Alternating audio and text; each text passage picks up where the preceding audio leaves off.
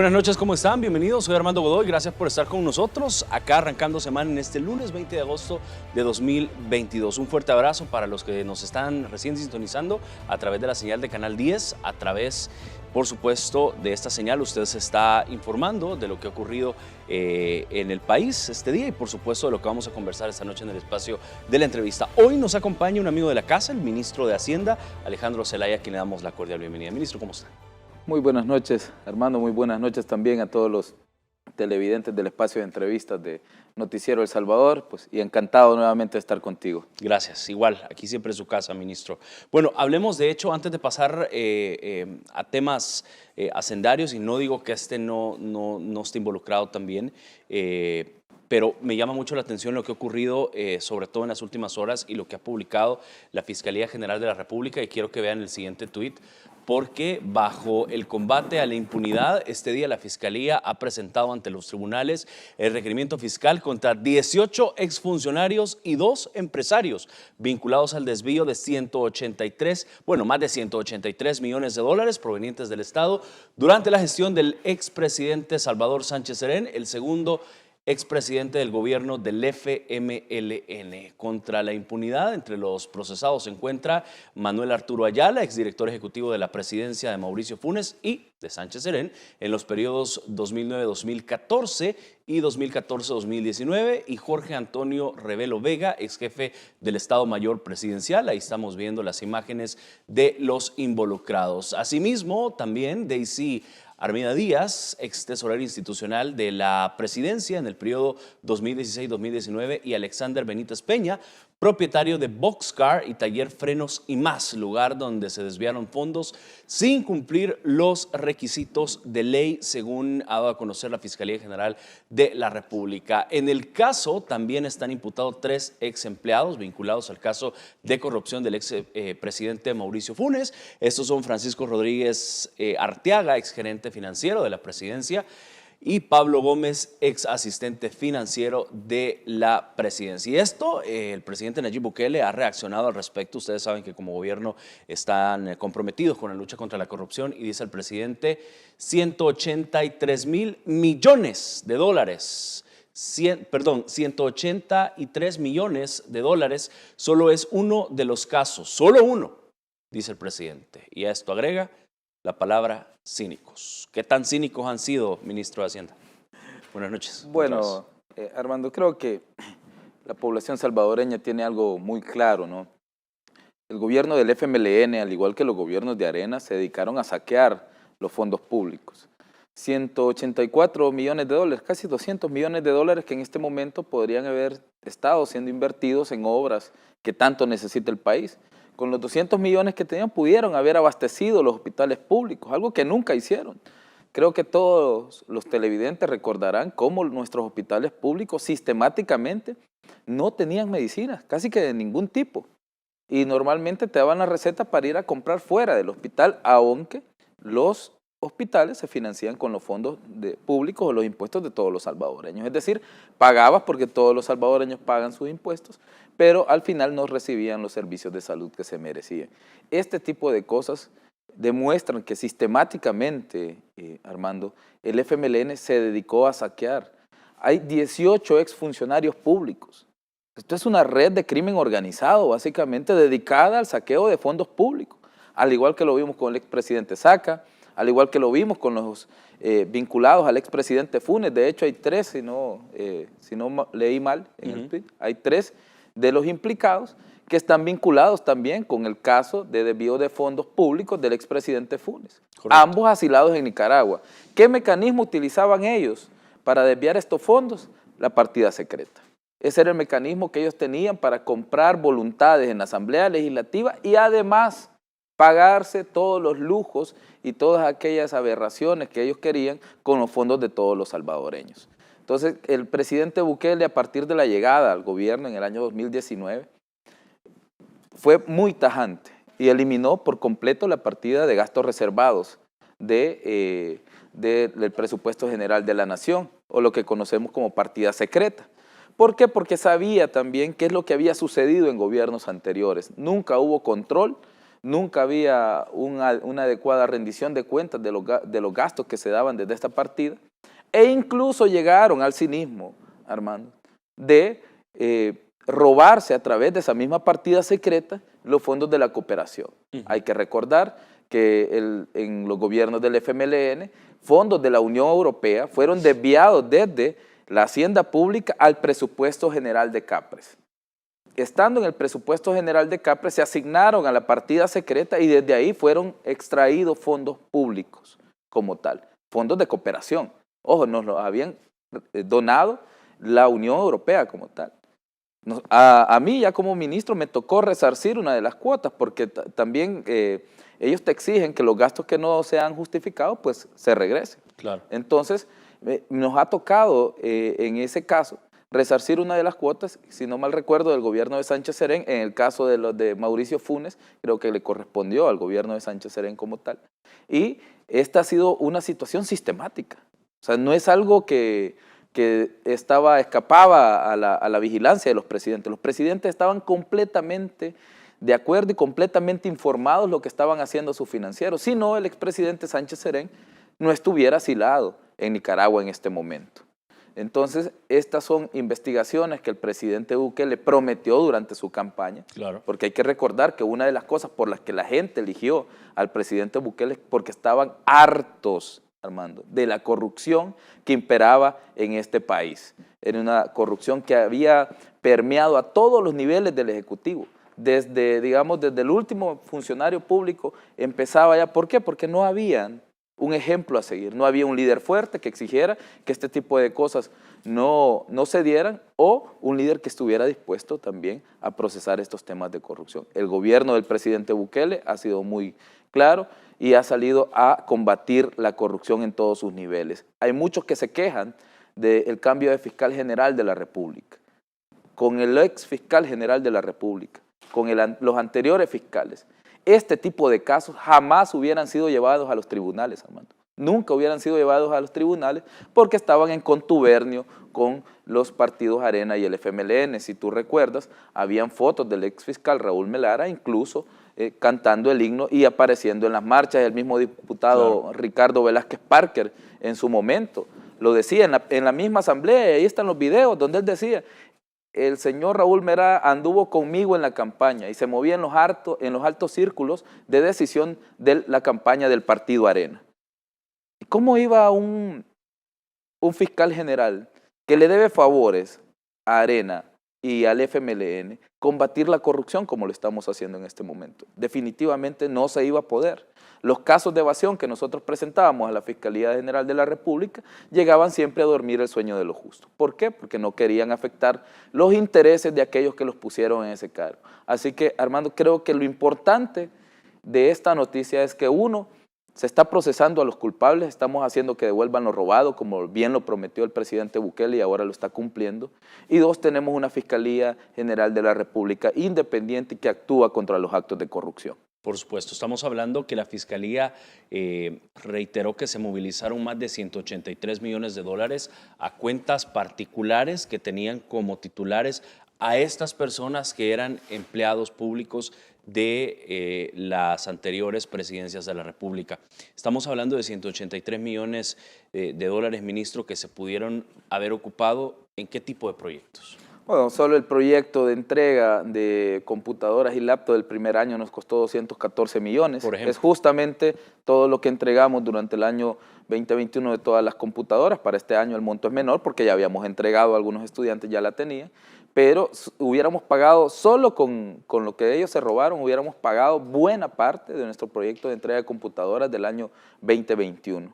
También hubiéramos hecho el proyecto de remodelación de 187 escuelas. Es lo que hemos tenido que ir a obtener en un crédito con el Banco Centroamericano de Integración Económica para el proyecto Mi Nueva Escuela. Con eso también hubiéramos remodelado hospitales, carreteras. Hay un sinfín de obras, Armando, que nuestro país necesita y ha necesitado desde hace mucho tiempo. No es que con la llegada del presidente Bukele empezaron a surgir todas estas necesidades de inversión pública. El puerto de Acajutla, ¿desde hace cuánto ha estado en el abandono. Nosotros lo estamos ya interviniendo, estamos en este momento buscando unas operaciones, vamos a modernizar el puerto. El aeropuerto internacional de El Salvador, hasta que llegó el presidente, se construyó las nuevas salas que tiene el aeropuerto internacional de El Salvador. Entonces, todas estas necesidades tienen muchísimo tiempo de haberse necesitado y nunca se pudieron realizar porque había, como dije, una actitud sistemática de saqueo de los fondos públicos. Y así, básicamente, imposible, ningún ingreso tributario te va a alcanzar para realizar las obras. Por supuesto. Son las 8 de la noche con 17 minutos. Vamos a hacer la primera pausa de esta noche. Al regresar, venimos hablando también, ya hoy sí en materia de lo que se está haciendo en el gobierno del presidente Nayib Bukele. Entiendo yo que el próximo 15 de septiembre no solo se celebra la independencia patria, sino que se hará la compra histórica de su deuda anticipada de bonos 2023 y 2025, que obviamente también es un hito histórico, y de eso vamos a estar hablando y lo vamos a explicar más a detalle también para que nuestra gente que nos está viendo y escuchando pueda entenderlo. Estos temas son un poco complejos, pero obviamente el ministro nos va a explicar a detalle también para que todos vayamos en la misma línea. Quédese con nosotros, ya regresamos.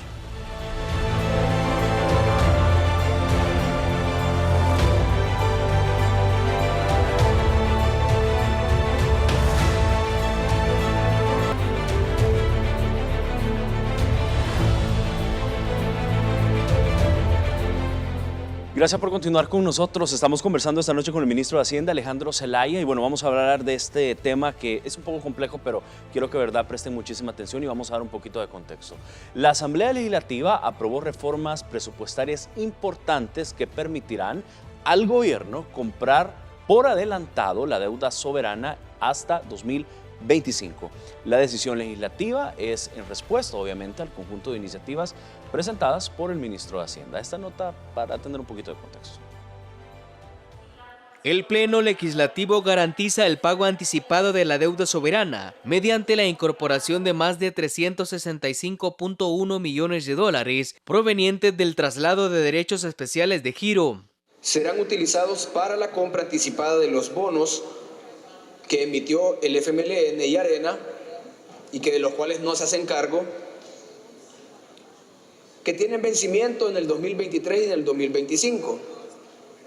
Para venir a hablar aquí son buenos, pero para hacerse cargo de las responsabilidades, ahí brillan por su ausencia. También fueron incorporados al presupuesto general de la Nación 200 millones de dólares, fondos provenientes del Banco Centroamericano de Integración Económica. Es decir, que ya pronto comenzará, ya está el capital listo, ya está en una cuenta del Ministerio de Hacienda, ahora simplemente se incorpora al presupuesto para que ya pueda ser utilizado para la compra de estos bonos.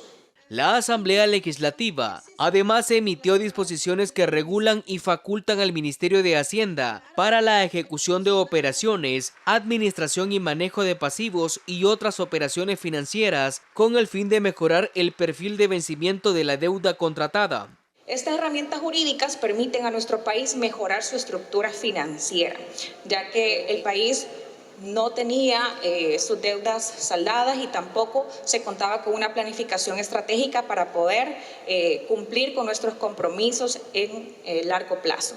La aprobación de estas iniciativas confirman la capacidad de pago del gobierno del presidente Nayib Bukele a obligaciones financieras heredadas de administraciones anteriores. Edgar Jurado, Noticiero El Salvador. Este tema, como les digo, es un poco complejo, pero bueno, el ministro de Hacienda nos va a explicar a detalle en qué consiste esta iniciativa.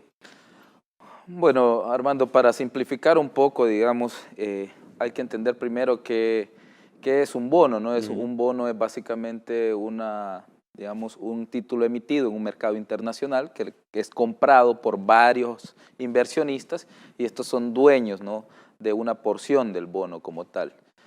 Esa es una emisión primaria. Los países emitimos ese tipo de bonos y los inversionistas del mercado primario compran ese bono.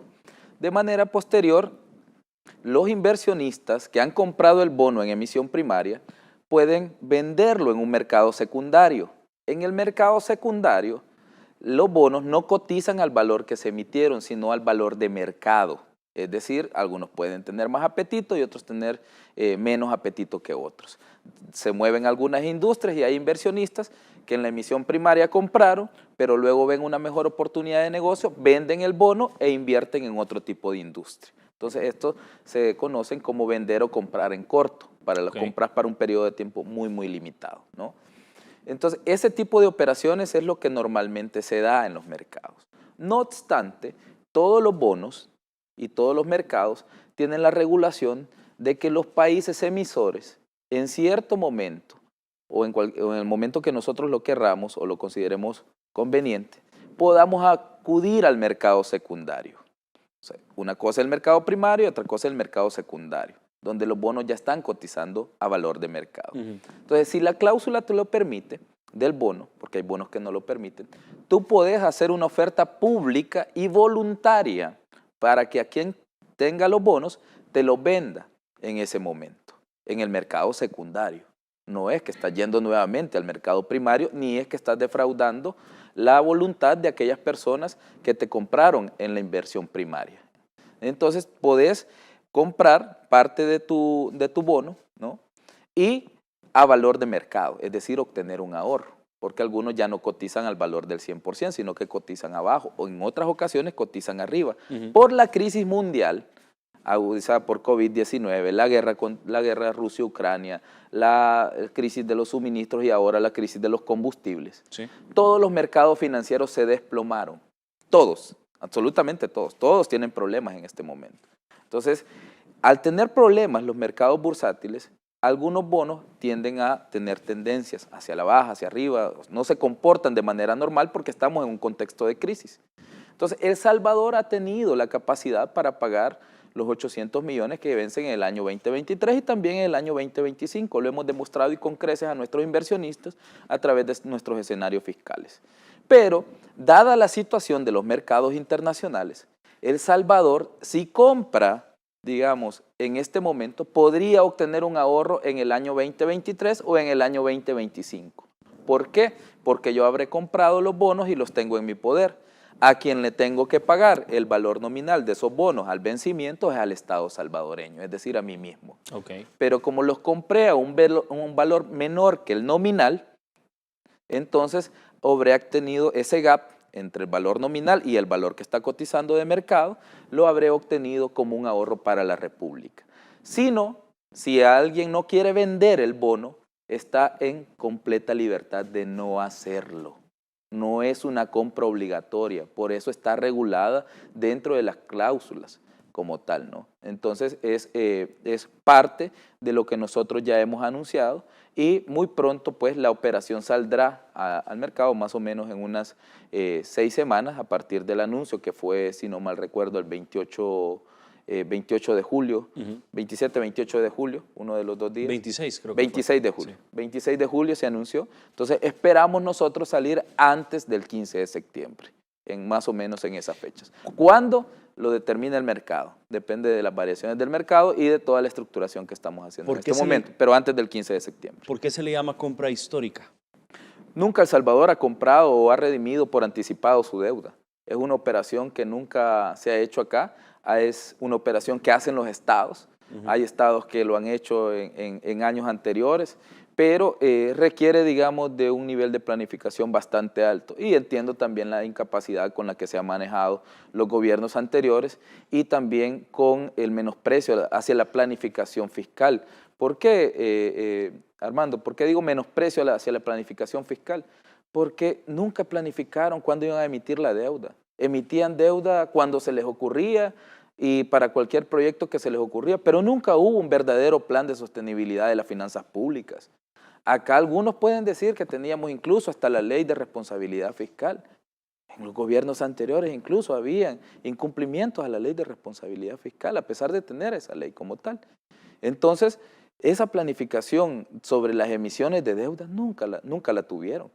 Entonces, nos han dejado vencimientos sumamente cercanos. 2023, 2025, 2027, 2028, 2032.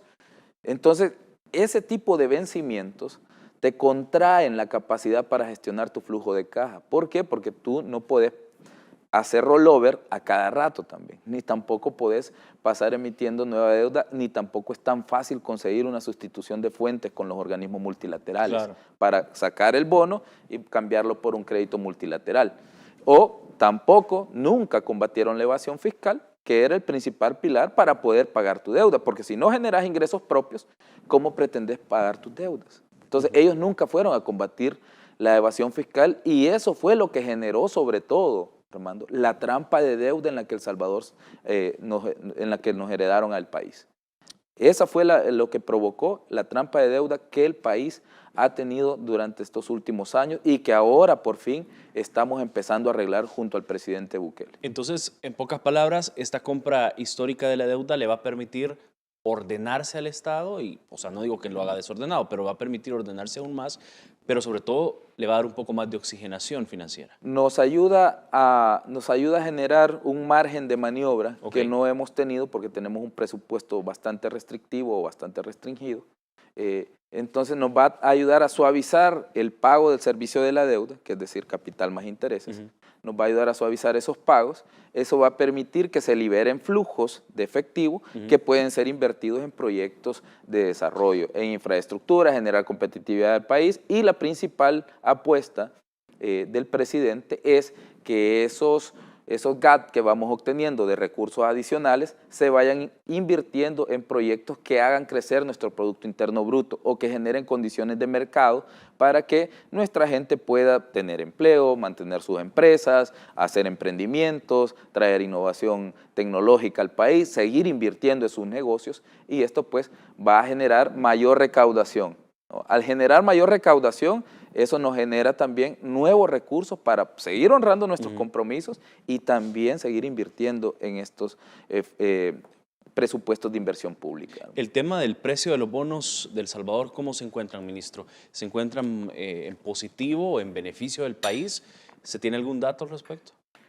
Actualmente nosotros hemos tenido una cotización del bono 2023 que ronda casi el 90%, que estaba alrededor de un 40%. Entonces, pero aquí se dijo muchas veces en el país, Armando, por pseudoanalistas, que El Salvador no tenía capacidad para pagar sus compromisos. Y ahora que salimos a hacer una compra anticipada, algo totalmente legal en el mercado, de poner una oferta en la mesa, ahora esos mismos analistas dicen que sí teníamos la capacidad. Entonces no encuentro o no sé cómo hacen para desdecirse tan rápidamente. Pero El Salvador siempre ha mantenido la capacidad para generar todos sus pagos, todas sus obligaciones de deuda y continuar invirtiendo en estos proyectos. Ahora bien, las condiciones en las que el presidente Bukele recibió el país necesitan también un periodo de estabilización de las finanzas públicas. Entonces, ese periodo de estabilización también se vio trastocado por la llegada de COVID-19. Nosotros no queríamos cerrar durante la pandemia. Nadie quería hacerlo, ningún país del mundo, para ningún presidente, para ningún ministro de finanzas o para ningún funcionario. Es una grata noticia que el sector empresarial del país se cierre por completo. Y tuvimos que salir a hacerle frente. Entonces, además de eso, hemos tenido que salir a hacerle frente a la crisis de suministros, a la crisis de la guerra entre Rusia y Ucrania, el precio de los combustibles, que mantenemos las medidas. Y todas esas medidas que nosotros hemos salido a hacer han hecho que la economía salvadoreña no esté tan golpeada.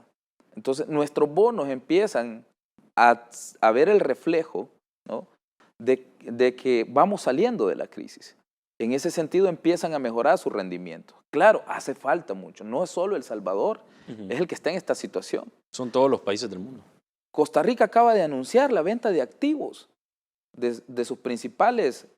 Hay un banco, el principal banco costarricense, que lo que vendría a ser como nuestro banco hipotecario, que es un banco estatal, pero es una sociedad que genera ganancias. Entonces, están vendiendo parte de este banco y otros activos. De su banco estatal. Sí, como por ejemplo nosotros vendiéramos el hipotecario. Como que vendiéramos el hipotecario. Sí, para darle básicamente. como ejemplo a la gente. ¿Y eso para qué? Para generar recursos, Armando. Claro. Para generar recursos que le permitan honrar sus compromisos. Porque todos los países estamos en un problema bastante serio en nuestras finanzas públicas. La crisis no encontró a nadie preparado. ¿Por qué? Porque no se preveía que la crisis iba a ser tan profunda. Entonces, cuando el golpe de COVID-19 llegó a nuestro país, el presidente tomó decisiones audaces y adecuadas, y eso nos ha permitido tener una población vacunada, que nuestro turismo esté abierto, y eso ha permitido amortiguar un poco todas las crisis que hemos tenido. Pero no ha sido una situación fácil para ninguno de los países y ese es el reflejo que hay en los mercados internacionales para todos por igual. Por supuesto. Bueno, enhorabuena que pudimos explicar esta situación y por supuesto que la gente también pudo comprender un poco de qué se trata esto cuando se habla de bonos y cuando se habla de compra histórica de la deuda anticipada también a través de estos bonos. Vamos a irnos a la pausa, quédese con nosotros, ya regresamos y venimos hablando de más temas con el ministro de Hacienda.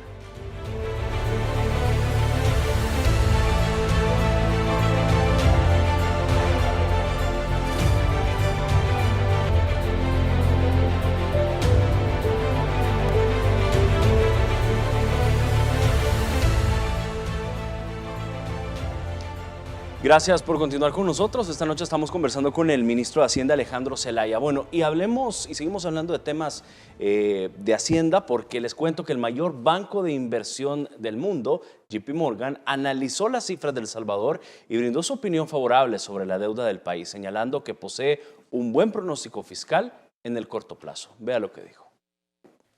JP Morgan, el mayor banco de inversiones del mundo, reconoció el buen trabajo que realiza el gobierno de El Salvador, afirmando que el país tiene altas posibilidades de financiarse durante los próximos años.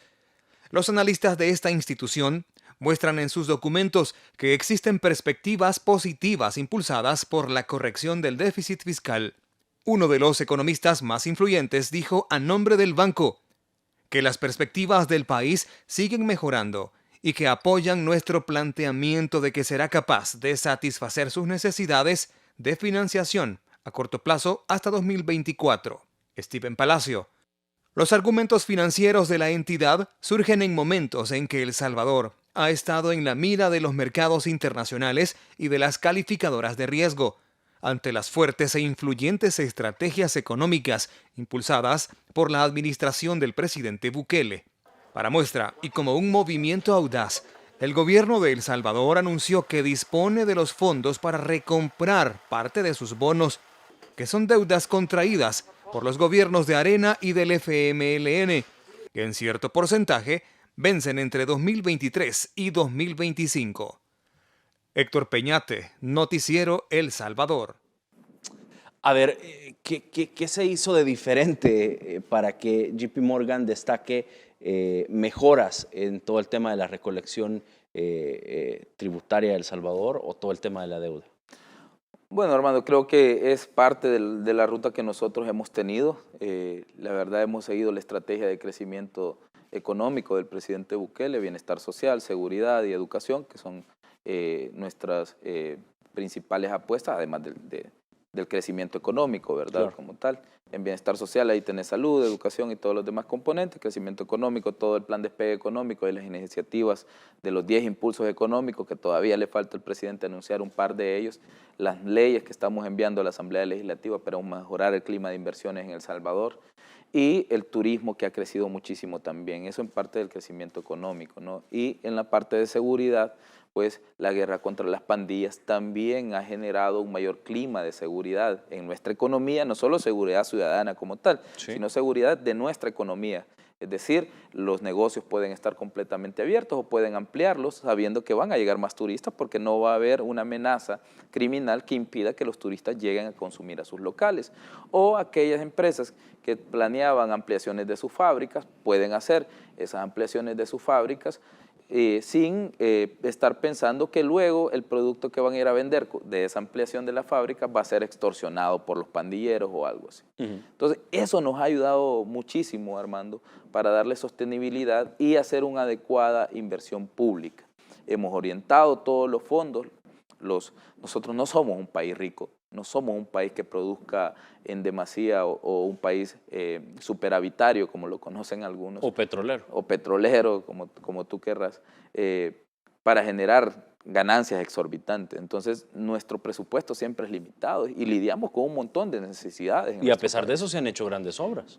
A pesar de eso, estamos haciendo grandes obras en este momento. Hemos inaugurado ya grandes obras del Hospital de Salvador, hemos inaugurado los periféricos, hoy firmamos también un convenio con JICA, con la cooperación japonesa, para seguir construyendo el bypass de San Miguel por 51 millones. Ya vamos a hablar más adelante de eso. Entonces, esta dotación de recursos para obra clave de infraestructura que te genera empleo en el corto plazo, ¿no? Y que te deja capacidades competitivas para el país, ¿no? Construidas para los próximos años. Entonces, eso hace que incremente la producción nacional, que nuestro Producto Interno Bruto empiece a incrementar y por ende termina en una mayor recaudación, ¿no? Entonces, es lo que se conoce como un círculo económico virtuoso, ¿no? Una adecuada inversión pública, una adecuada gestión de los recursos que se tienen y también una orientación hacia el crecimiento económico como tal. Entonces, eso ha hecho que tengamos un déficit primario positivo, algo que muy pocos países han logrado después de la pandemia en Latinoamérica. Ha sido una situación bien difícil para todos. Y llegamos a este resultado, pero aún nos hace falta todavía mucho camino por recorrer, Armando. Estamos en ese camino de ordenar las finanzas públicas. Son los primeros resultados que reconocen algunos analistas internacionales. JP Morgan no es cualquier banco de inversión, es el mayor banco de inversión de los mercados internacionales. Entonces, para nosotros que tengamos un análisis de este tipo, Bank of America también ya ha hecho análisis de este tipo sobre la senda económica y de crecimiento de El Salvador, para nosotros tener este tipo de análisis reconfirman lo que nosotros hemos dicho desde hace mucho tiempo. El Salvador está viviendo una nueva era económica. Esta nueva era económica de El Salvador tiene visión, tiene planificación de largo plazo y sobre todo tiene un gobierno encabezado por el presidente Bukele que se involucra en las decisiones. Hay algo que siempre el presidente explica en algunas ocasiones, ¿no? Y es que las dinámicas internas han hecho que la economía nuestra no se vea tan afectada por el contexto internacional. Y es cierto, el presidente ha salido a tomar medidas audaces, ha salido a tomar medidas adecuadas y con pleno conocimiento de causa y con visión de largo plazo. Entonces, creo que para nosotros eso ha sido muy importante. Una de esas medidas obviamente ha sido, una de esas iniciativas ha sido todas estas medidas de alivio ante la inflación mundial, que ya usted nos decía, no es una situación interna de El Salvador, sino que es algo externo por diferentes situaciones, tema petróleo, suministros, el tema de la guerra con Rusia, Ucrania y por supuesto en medio de la OTAN. ¿Cómo avanzan estas medidas de alivio ante la inflación mundial que han permitido también a la gente no sentir, obviamente el presidente decía, es inevitable que incrementen los precios, pero no como lo han hecho en otros países? No, y creo, Armando, que lo importante de las medidas es la oportunidad, el momento en el que el presidente las anuncia.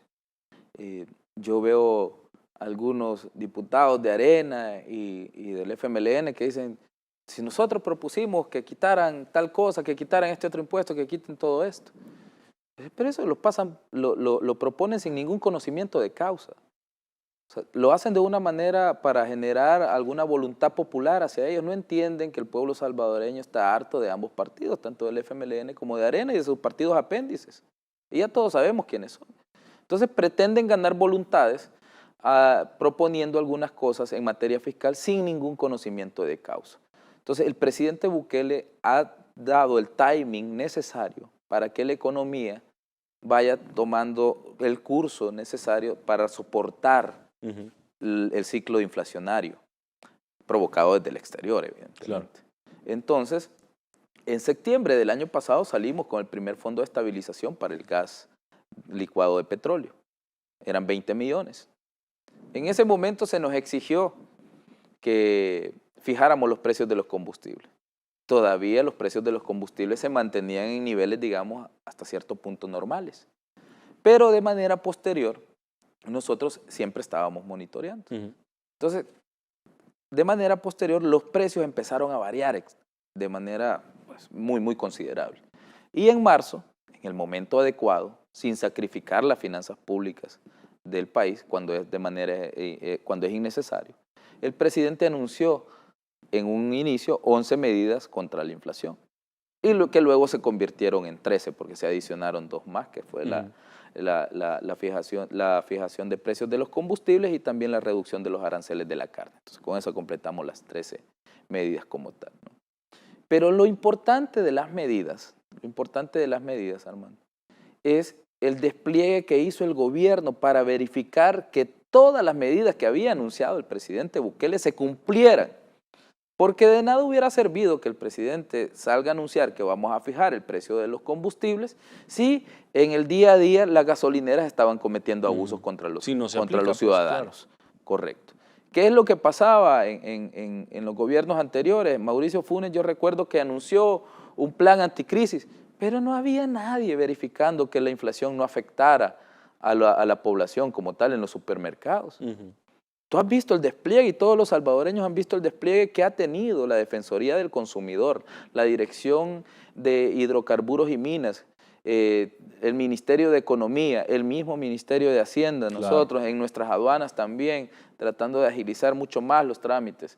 Y además de eso, verificando en el día a día que todas las medidas se cumplieran, que se vendieran a los precios justos, incluso en el transporte colectivo, tuvo que ejercerse la acción penal contra un empresario de buses que estaba alterando el pasaje, cuando el gobierno estaba quitando FEFE y estaba quitando Cotrans a los combustibles, 2 impuestos, más la fijación de precios y la compensación o el subsidio al transporte colectivo nunca la dejamos de pagar. Nunca dejamos de pagar las pensiones de los veteranos que salen del FEFE. Entonces, es decir, yo tuve que prescindir de las fuentes de financiamiento, pero el gasto siempre lo tuve. Entonces, no era posible que el gobierno, o es decir, el dinero de todos los salvadoreños, porque así es, estuviera asumiendo el golpe de la inflación para que este empresario estuviera alterando la tarifa de transporte y se lucrara adicionalmente todavía en medio de una crisis. Entonces, ese es un delito pues bastante grave y tuvo que ejercerse la acción penal contra este empresario. Y lo mismo, Armando, hemos dicho en todas las ocasiones. Este gobierno tiene la autoridad y la va a ejercer. ¿Para qué? Para proteger al pueblo salvadoreño. No es posible que mientras uno nos comportamos de acuerdo a las leyes y normas sociales, otros pues se aprovechen para lucrarse del sufrimiento de la gente. Entonces, eso creo que fue lo más importante de las medidas como tal. Hay un costo fiscal de ello, sí, 240 millones son en el caso de los combustibles, más las otras medidas como la producción de energía de CEL, que no entra en el presupuesto general de la nación, pero sí en los estados financieros de CEL como tal. Que son como 30 millones, ¿no? Nosotros al final tenemos alrededor de 400 millones de costo, alrededor de 30 millones, entiendo que le iba a costar a la CEL producir más energía para que la tarifa se estabilizara como tal. Entonces, todas estas medidas, Armando, para algunos les parecen caras, pero yo siempre lo he dicho, y lo he dicho aquí en este mismo espacio de entrevistas, nos va a costar el cuádruple o el quíntuple o el triple como mínimo si no actuamos en el momento adecuado. Y hoy por hoy estamos viendo los resultados. Somos el segundo país de Centroamérica con la menor inflación, ¿no? El segundo país con la menor inflación. Los precios de la canasta básica sí han tenido o han tenido los precios en general. Ha habido inflación, es algo que está en todo el mundo. Pero si no se hubieran tomado las medidas y si tampoco no hubiera vigilancia, ¿hasta cuánto costara una libra de arroz, por ejemplo? Claro, si hubiera triplicado el costo quizá. Entonces, a este momento nosotros hemos constatado que los precios han llegado a la baja, pero no podemos evitar tampoco que los costos de algunos productos que se producen fuera del país vengan acá con un precio alto. No lo dominamos todo, hacemos nuestra parte como tal, ¿no? Y verificamos que de acuerdo a las condiciones de mercado nadie esté cometiendo abusos como tal. Pero eso nos ha permitido, Armando. Uno, en este país no ha visto desabastecimiento. En Estados Unidos habían estantes vacíos. Indianápolis, si no mal recuerdo, tenía una crisis muy, muy grave respecto de la fórmula infantil. Tuvieron que mandar a traer fórmula infantil incluso de México y de otros países. Para abastecerse. Porque no había. Han habido saqueos en muchísimos lugares. Claro. En Los Ángeles creo que hubo uno la semana recién pasada. Por el alto costo por el alto costo de los productos de la canasta básica. Panamá tuvo una jornada de protestas con quienes me solidarizo. Yo estaba en Panamá justo ese día, cuando incluso una turba prendió fuego a una carropatrulla. Bueno, no nos tal. vayamos tan cerca. En algunos lugares, por ejemplo, de Guatemala, de Honduras, también hay falta o escasez en algunos productos. Claro. Y Honduras incluso tuvo en su momento también sus jornadas de protestas de los transportistas de carga, Claro. de carga pesada, ¿no? ¿Por qué? Porque a ellos les golpea mucho el precio de los combustibles. Entonces, esto nos ha permitido, Armando, que el país se mantenga por lo menos amortiguando los golpes Claro. de la crisis internacional y nuestro PIB continúa en crecimiento, pues. Por supuesto. Vamos a hacer la última pausa, ministro, y al regresar también venimos hablando de otra iniciativa. La Comisión de Hacienda ha emitido dictamen favorable a la propuesta sobre amnistía fiscal solicitada por el gobierno del presidente Nayib Bukele. Vamos a estar hablando de eso luego de la pausa, además de otros temas importantes. Quédese con nosotros.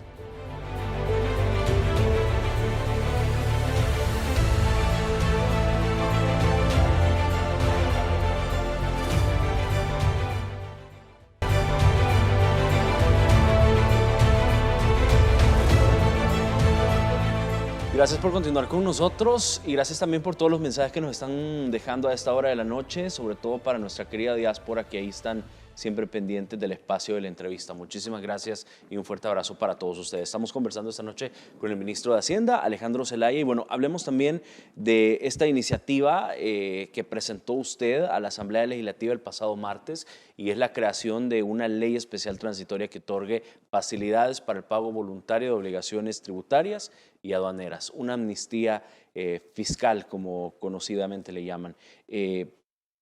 ¿De qué periodos estamos hablando y cuánto planean recolectar?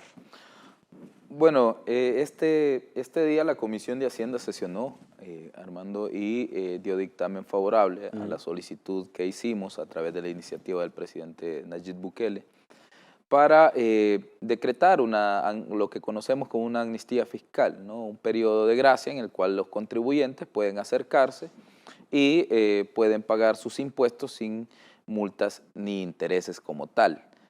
Aquellos casos que tengan impuesto principal, ¿verdad? Porque de repente te ponen una multa, por ejemplo, por no entregar factura y ese no tiene impuesto a pagar como tal, sino la multa por no emisión. Claro. Esa multa sí tienes que pagarla como tal, ¿no?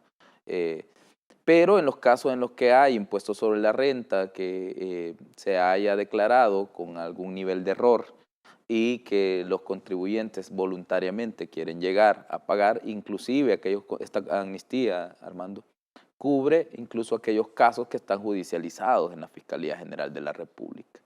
¿Por qué? Porque la persona o el contribuyente que quiere pagar se acerca a buscar un trato con la administración tributaria. Entonces, esta amnistía facilita ese trato para que se les exonere de intereses y multas y puedan pagar el principal. Esperamos recolectar alrededor de 40 millones. El año pasado pretendíamos recolectar 25, recolectamos 140 al final, una campaña bastante fuerte. Y este año hemos planificado, nuestras proyecciones nos indican que podrían ser 40 millones, pero hay que esperar, creo que vamos a sobrepasar la meta. Hay que esperar a que llegue el día del vencimiento, que está previsto a partir de su aprobación, que se está previsto que termine el 1 de noviembre como tal, ¿no? Como fecha. Entonces, básicamente estará vigente dos meses, Claro. ¿no? Así que tienen, si la aprueban mañana, martes, como ya tiene dictamen, y entra en vigencia la próxima semana, ¿no? Entonces, a partir de la próxima semana, pueden acercarse y contarán con 2 meses para realizar los pagos atrasados o aquel impuesto que hayan dejado de pagar. Inclusive aquellos casos, como dije, que están en un proceso en la Fiscalía General de la República. ¿Esto es contradictorio con nuestro plan antievasión? No, Armando, no es contradictorio en ningún momento. ¿Por qué? Porque los planes antievasión normalmente siempre tienen un componente hard, un componente duro, ¿no? Que es hacer notar la autoridad que también tiene el Ministerio de Hacienda y hacer valer la autoridad como tal. Nunca se ha perseguido los casos de evasión como lo hemos hecho en esta administración, Armando. Y eso nos ha permitido obtener recursos para financiar el presupuesto como tal. ¿Cuánto han recabado en cuanto, bueno, solo con el tema de elevación? Nosotros hasta el momento el plan antievasión ha identificado 790 millones hasta el momento. 790 sí, 790. De esos más o menos habrán ingresado ya al erario público alrededor de unos 350, ¿no? Y los otros todavía están en casos administrativos, en casos de lo contencioso administrativo. Administrativo cuando todavía lo tenemos en Claro. Hacienda, contencioso administrativo cuando ya está en la sala como tal o en el órgano judicial, o están en la Fiscalía General de la República, ¿no? Entonces todavía estamos gestionando estos contribuyentes que no han pagado y que saben que tienen un caso que está siendo procesado por cualquiera de las tres vías, ¿no?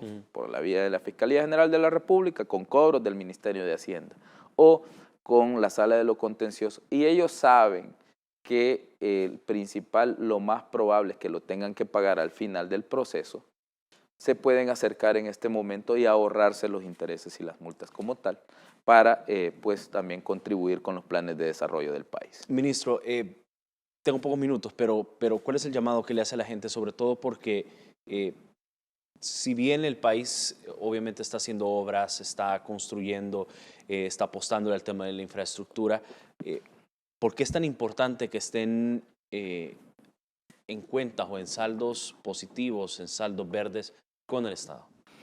Bueno, Armando, creo que uno, principalmente, te evitas problemas con el Ministerio de Hacienda.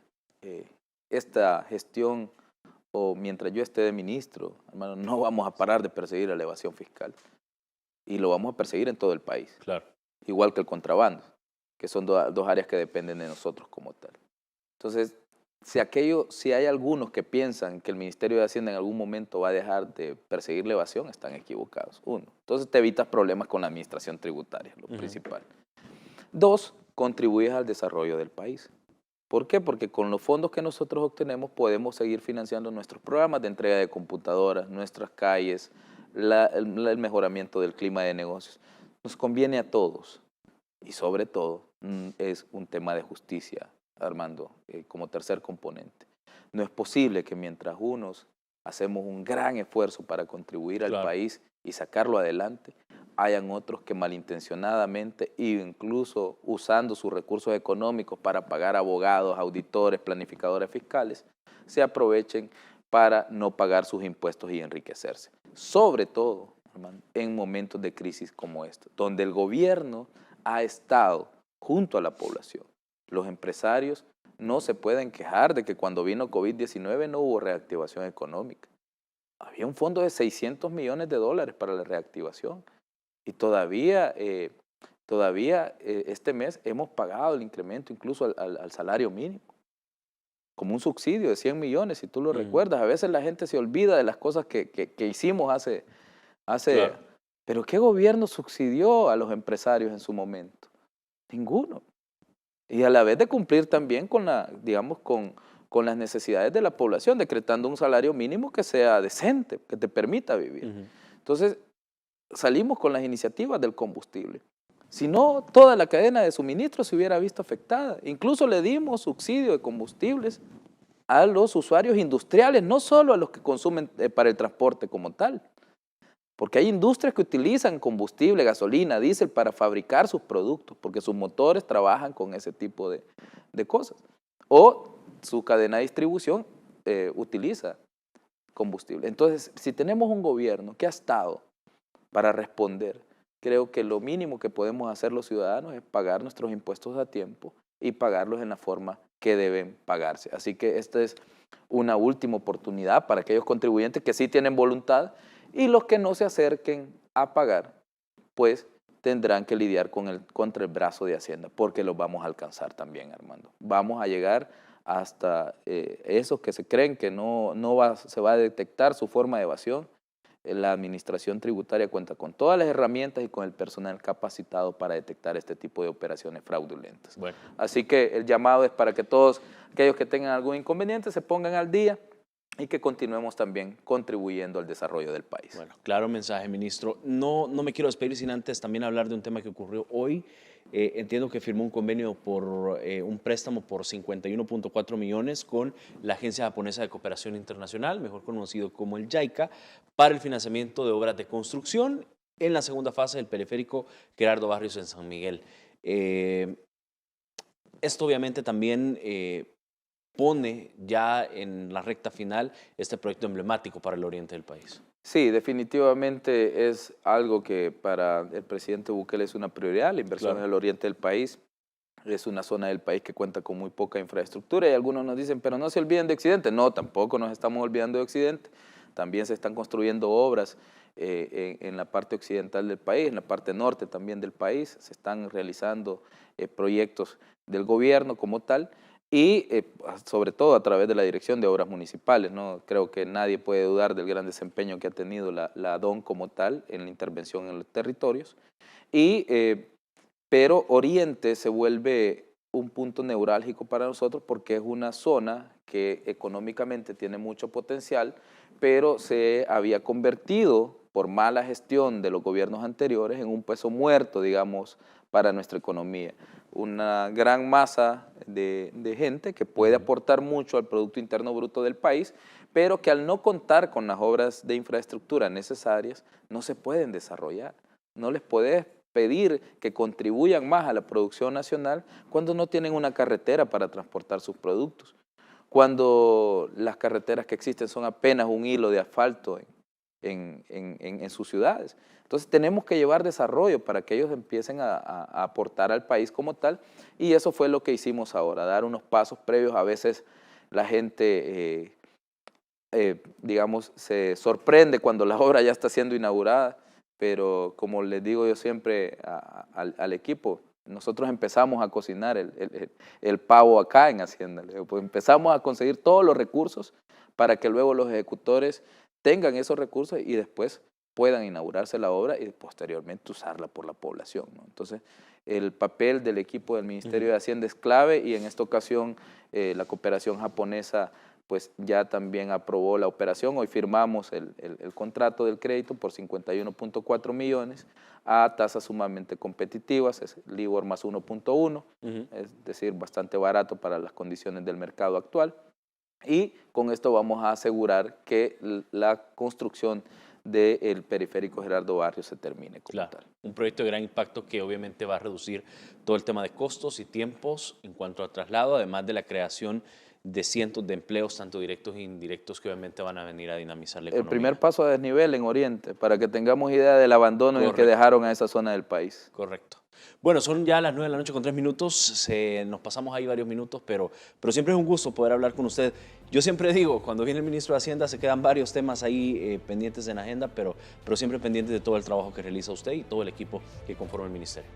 Gracias, Armando, y muchas gracias a todos los televidentes que nos acompañaron y pues con mucho gusto te acompaño en un próximo espacio de entrevistas. Listo, gracias, ministro.